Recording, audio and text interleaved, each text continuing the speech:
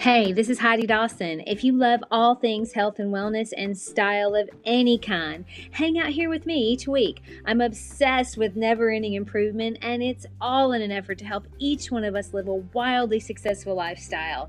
Subscribe today so you don't miss a thing. Hi, guys. Welcome to episode 527 of the Wildly Successful Lifestyle Podcast.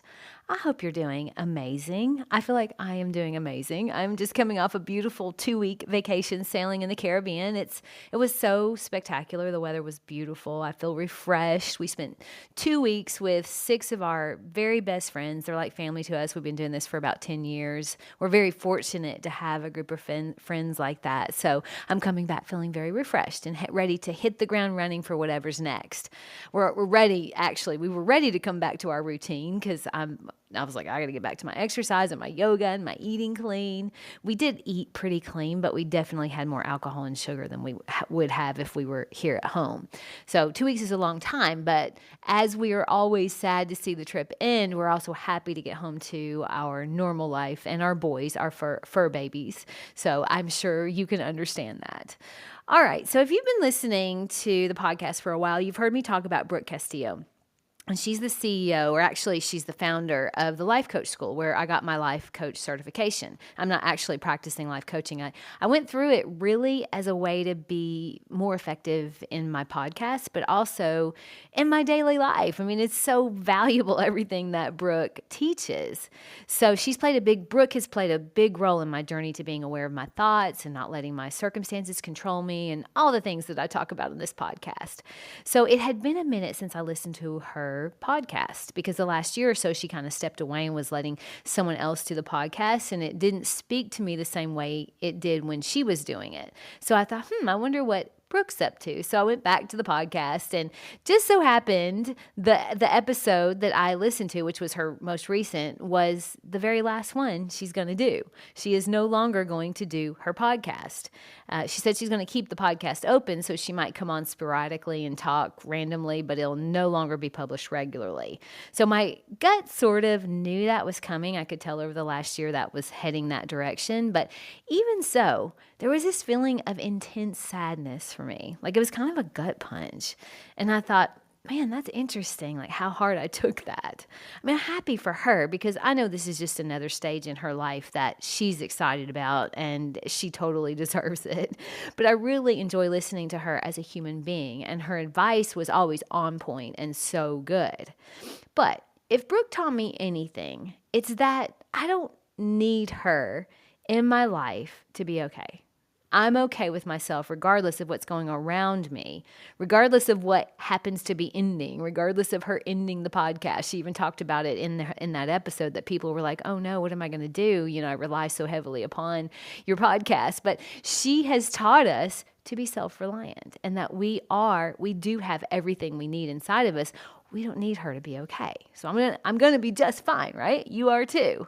But it did bring up a lot of feelings for me. It reminded me of some of the times, like years ago, I had a therapist that I had been to see, and I'd been going through some things that I thought a therapist would help. And that was way before my life coaching. And I actually think life coaches are a little better than therapists if you find a good one, but not if you find a good therapist, and they are out there because I had one.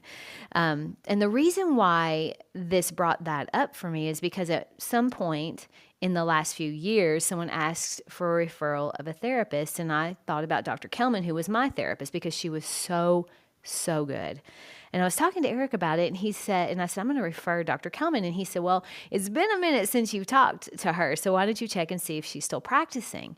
So I went to the internet because you can find everything there. And as I'm searching, I'm like, no, this can't possibly be true. And I keep looking, hoping that it's not true.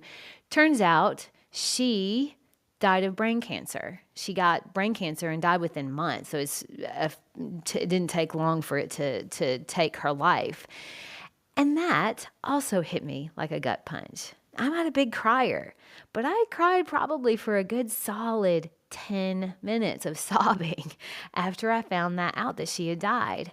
So I watched her funeral online. They had streamed it because she had impacted so many people that they wanted to be part of the funeral. And it did give me some closure, but it was a gut punch. Sometimes when things end or relationships end or people die, there is an overwhelming sadness, which is perfectly human, perfectly normal. And sometimes our thoughts are the worst, like questioning how we're going to make it.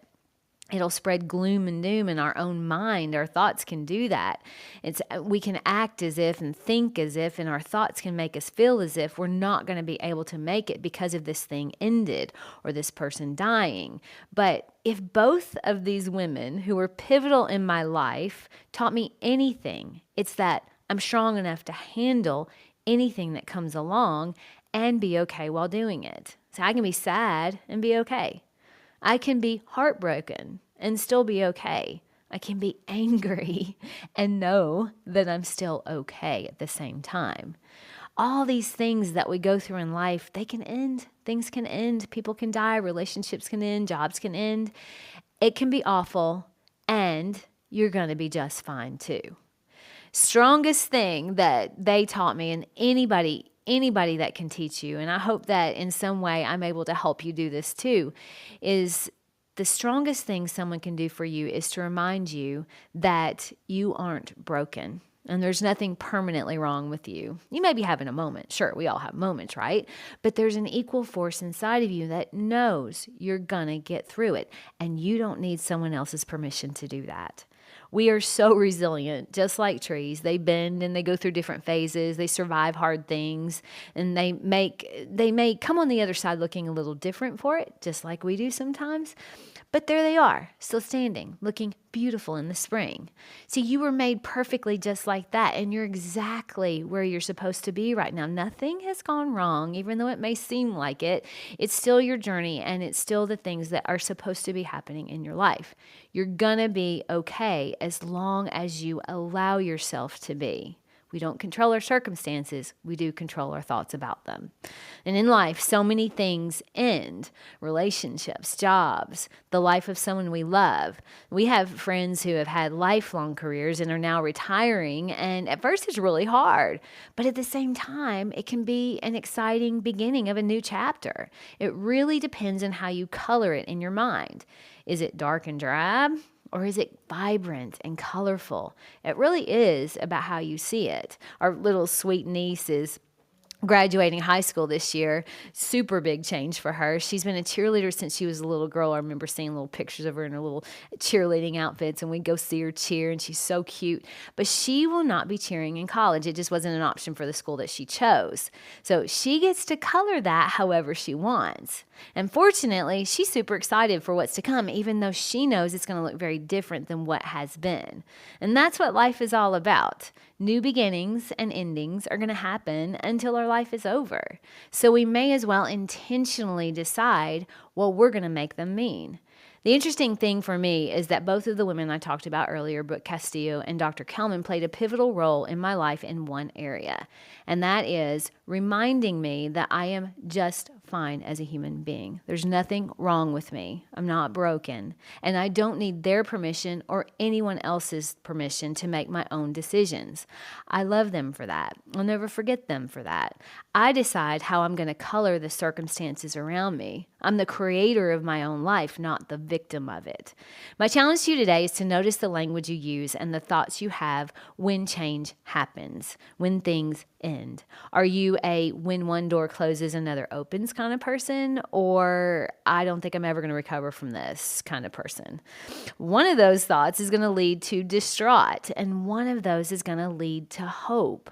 Now, I know where I want to live, and that's in a world where I always leave hope as the option. My challenge is for you to do the same. Share this with 3 people who may have some changes going on. I love you guys. I'll talk to you in a few days. Don't forget to subscribe and share with your friends, because we're just going to keep going bigger and better places together, and I love that about us. Talk to you in a few days.